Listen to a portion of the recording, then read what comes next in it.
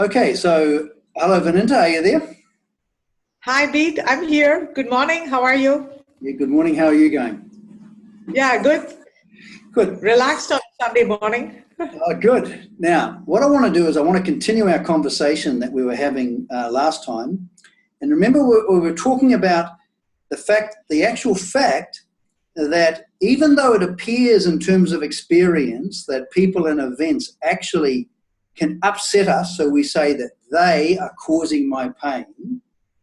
When we look at it in the light of Vedanta, which is a very revealing light, what it shows us is that the experience, even though the experience is real as an experience, the truth is, the fact is that people and events are only instrumental in revealing a pain or an upset that is already here.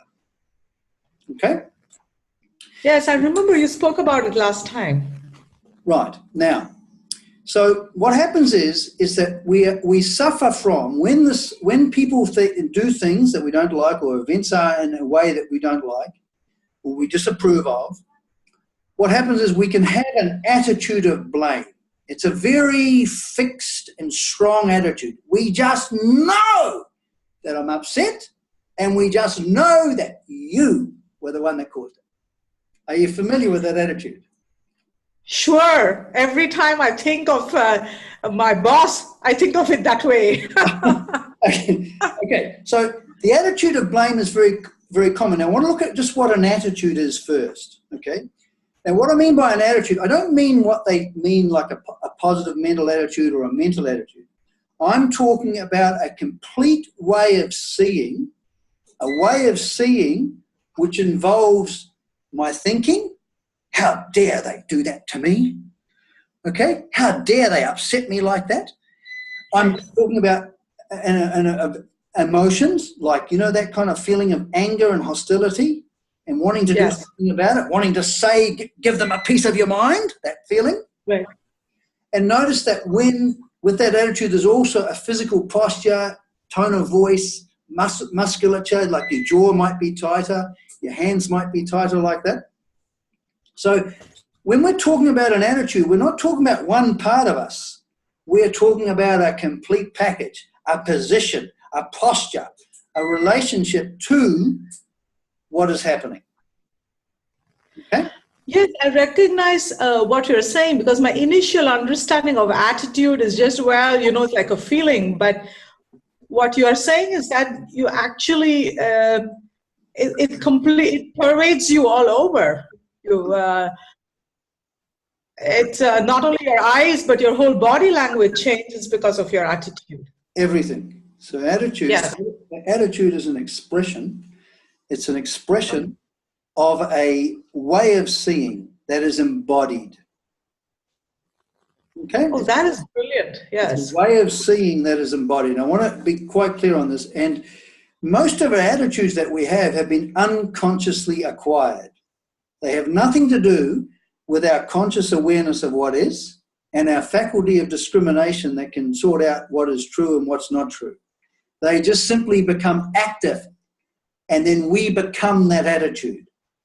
So when we're blaming, when we've got a blaming attitude, we absolutely have a very convincing experience that, first of all, we are so right. Have you ever experienced that feeling of rightness? When you're upset with someone, you just know that you're right, and you just know that they have caused the upset.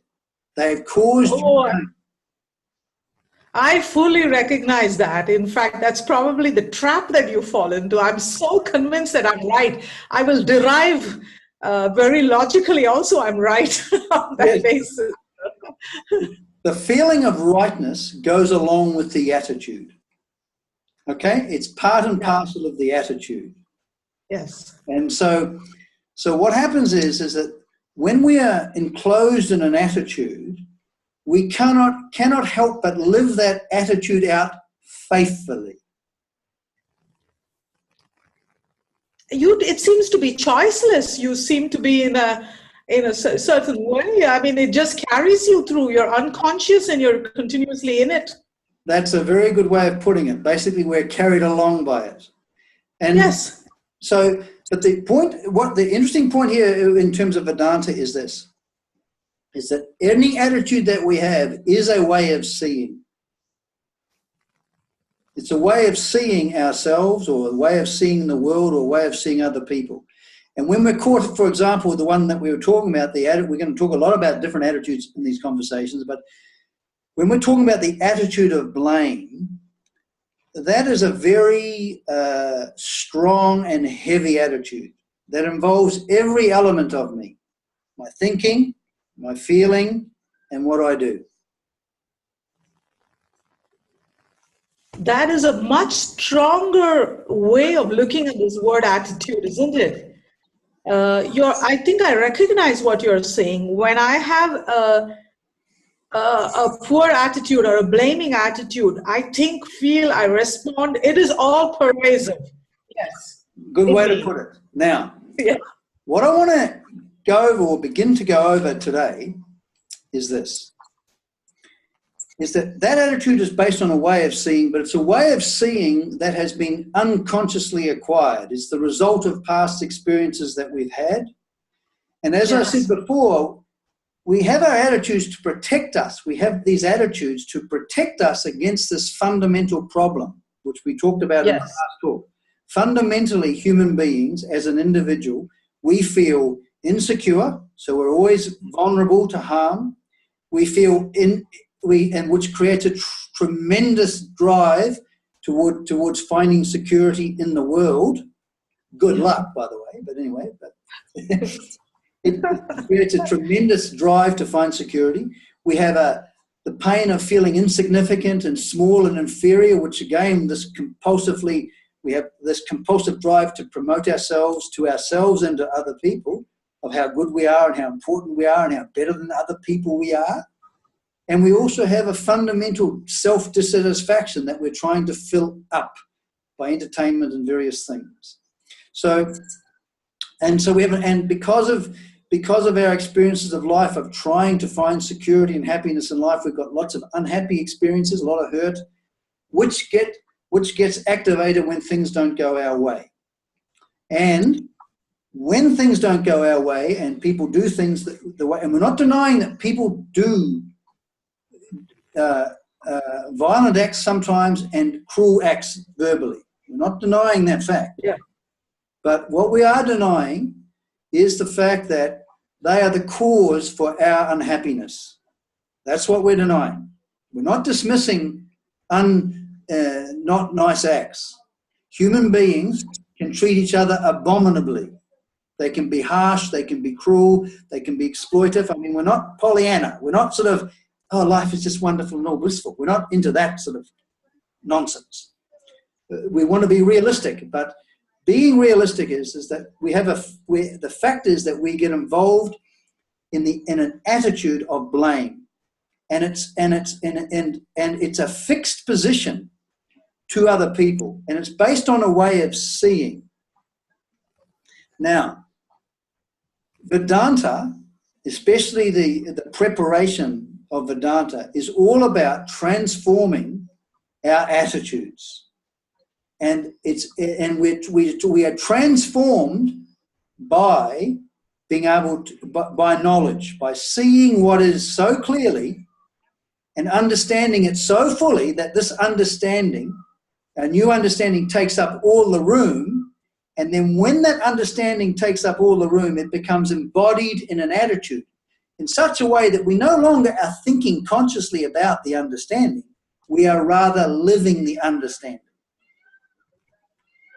Wow, that sounds like winning the ultimate lottery ticket. Well, is that possible? It's a very, well, the fundamental transformation actually is that ultimately, which we're going to go into, is an attitude of graceful acceptance to all that happens in terms of ourself and our mental reactions towards what other people are doing and what events are doing. That's fundamentally the culmination of karma yoga, where we're established in an attitude of graceful acceptance. You know how a boat can glide gracefully in the river? It's graceful. It's not. There's no friction. There's no. I hate this. Now, this is a wonderful thing to know, because you see, when we look at our lives, it's not necessarily characterized by graceful acceptance. Have you noticed that? If I was to look at my life, many times I can be ungracefully non-accepting things. It is almost 90. I think I don't even recognize graceful acceptance. I think most of the time I've been blaming outside. Right. That's the first thing we have to acknowledge. So, but I just wanted to say that becoming established in an attitude which is graceful acceptance is what the fundamental growth that in Vedanta we're talking about. Shifting from being resistive and in friction and in conflict with ourselves, other people in the world, to having a basic position, an attitude that involves all of us, so that we think in a way, we feel in a certain way, and we act in a certain way. Our whole attitude is imbued with graceful acceptance. And this is important to understand, because when we know what the end, my teacher says, it's very important to know where we're going in terms of practice. We can then see how far we need to go. Yeah. Now, what we're going to be doing in these talks between you and I, we're going to be talking about this whole process of how do we bring about a transformation in an attitude. So, and it's a transformation through knowledge. And it's interesting, because you can't do understanding. That's a very nice thing. You cannot do understanding. No, we tried it. I have to, if I cannot do, what can I do if I don't do? I get scared when you say I cannot do. We have to see in a new way. And that's the whole point with Vedanta. What happens is that normally we're caught up in our own personal attitudes that have been accumulated in the past. And what happens when we listen to a teacher is that our mind becomes full of listening. In other words, it goes up above our agreements and disagreements, our theories about life and all of the different things and our attitudes and all that. So what happens is we become quiet, and we have a listening mind, and we listen to a teacher, and then what we suddenly find, not every time, because it's very difficult to listen actually, in the sense that I'm talking about. But what we find, here we are, we're listening, and suddenly we find ourselves seeing what the teacher sees. Now, this is quite an extraordinary thing. It's very similar to when you look and you open your eyes and you see a tree in front of you. It's not that you're not deciding to see, you're not choosing to see, you're not trying to see, you're just seeing. And so this process of listening to a teacher who's been trained in the methodology, a traditional teacher who's trained, is the core starting point. Because what happens is that Vedanta introduces into our lives a new way of seeing. And then that new way of seeing, first of all, has to be established in a doubt-free way in us. Because when we get a new way of seeing, we've got lots of thoughts in our head, lots of ways of seeing that disagree with it. Then we have to resolve those by a process called reflection, which I'm going to go into. And then, even when it's clearly in our head, because our existing attitudes are so habitual and so emotionally ingrained, we have to also resolve them. And that's another process. And that's where we engage in a thing called contemplation. So it's a process where we listen, where we reflect, where we contemplate, until the understanding is firmly established in us. And then when it's firmly established in us, it becomes established in us as an attitude in which we live. So it's the understanding is something that we live. It is not a theoretical, I know all about Vedanta, or I know all about blah, blah. It doesn't matter. What happens is it transforms our living. And if it doesn't transform our living, and if it doesn't result in a new attitude based on understanding, because most of our attitudes are unconsciously formed in us, and they're not based on understanding at all, it's a new event in a human life when we become established in an attitude that's based on our awareness and discrimination. And I think this is what we're going to be talking about in our next conversation. Have you anything to add before we go? It's very intriguing that I can change and a change of attitude can actually change the way I am in my daily life. So it's a tall promise, Bede. So I'm curious to know how you do this. Well, I don't do it actually, but like you, I'm a student. But the thing is this: what's interesting is that you change the way you am. So in Vedanta, the way you see is the way you be. Now we know this. When I see you, when I'm seeing and when I'm saying you have hurt me, that's a way of seeing. Right. A way of being in the world follows naturally and spontaneously from that. So what my teacher says is to know is actually to be. You see what I mean? So in Vedanta, knowing and being come together. That's why it's a special kind of knowing. It's not information. It's not a theoretical. But I want to go one step back. I have to first recognize that I blame. So you say it, as you say, it's a transformation. And if it's a transformation, I have to recognize my starting position. Yes. So the position where I am has to, my coordinates have to be clear to me. That's exactly right. And the interesting point about Vedanta is it creates a dialectic. You see, when you first hear something new, like, for example, that the philosophy of blame is wrong, what happens is that now you have a dialectic between the standpoint or the vision of Vedanta and your own personal viewpoint. But we need both. We need this interplay between what we're actually like and what the standpoint of the vision is like. Because then we can see clearly, I'm blaming. If you didn't have that contrast, you won't notice you're blaming because you just know you're right. There's nothing in you. There's nothing in you that says, hey, hang on a minute. There's nothing in you that does that. So we need this interplay that begins. We listen to a teacher. We come to a certain understanding. And my teacher said, you can't doubt something you don't understand. So you first of all come to an understanding. But in contrast to that, you have your normal established way. So we create an interplay between the vision of Vedanta and our own personal subjective views on things. And we bring them together. So we have to be honest.